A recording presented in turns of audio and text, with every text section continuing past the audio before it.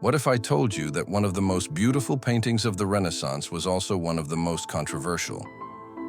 Titian's Venus of Urbino isn't just sensual, it's scandalous.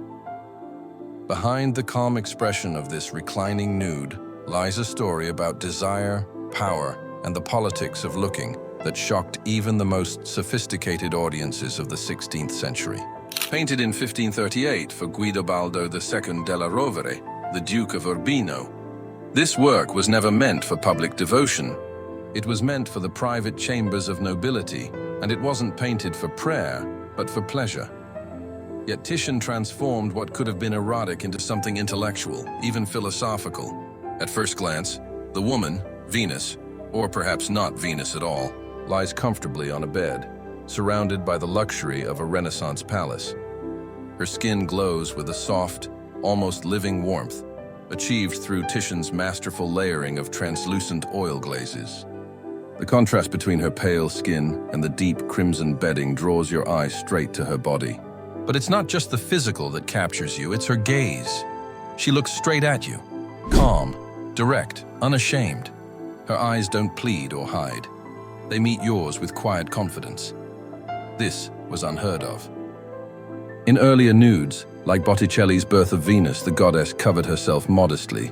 Her beauty meant to be idealized, not personal. Titian broke that rule. His Venus isn't an abstract goddess. She's intimate, present, aware of your gaze, and aware of her power over it. Her right hand rests gently, yet deliberately, on her body, a gesture both natural and suggestive.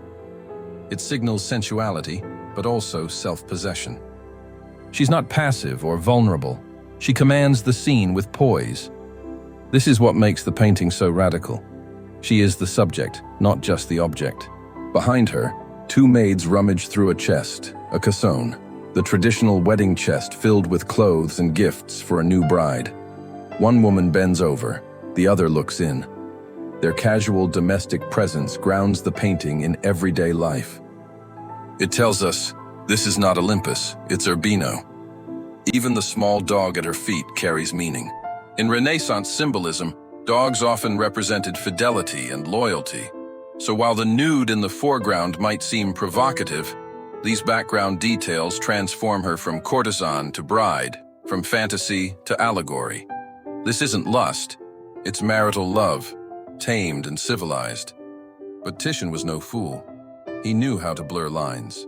Every element in the composition creates tension between innocence and seduction, purity and passion. The roses in her hand symbolize love. The myrtle plant near the window represents marriage and devotion. Yet the deep red curtains, the rumpled sheets, and the half-lit room remind us that love is not just spiritual, it's also physical. And then there's the composition. Notice how the painting is divided. The horizontal line of her body splits the work into two halves, sensual foreground and domestic background. But the real magic lies in the diagonals. Her reclining figure forms a subtle curve, leading the eye from her face, through her torso, down to her hand, and across the small dog to the maids beyond. This creates a visual rhythm that feels both natural and hypnotic.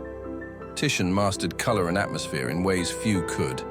The richness of the reds and golds sets a tone of warmth and intimacy. His use of light, softly illuminating the body and fading into shadow, gives her form sculptural presence, yet still wrapped in mystery.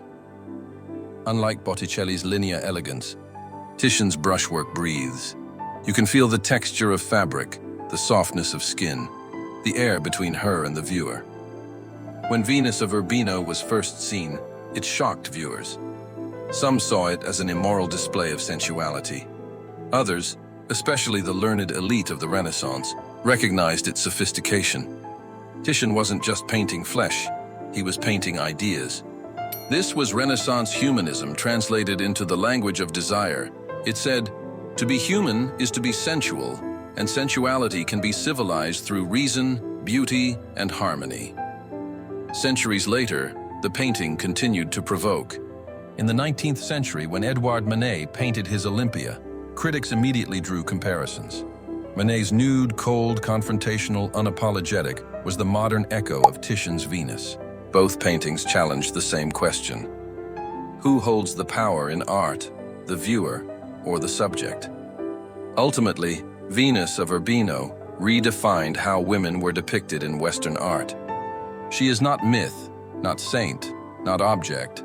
She is awareness itself, sensual, self-possessed, intelligent. Titian dared to make beauty human. So yes, it was sensual. But more than that, it was scandalous. Because it dared to show that love, pleasure, and intellect all come from the same place, the human heart. If you enjoyed this exploration, make sure to like the video and subscribe our channel for more deep dives into the hidden stories behind history's greatest masterpieces. See you in the next video.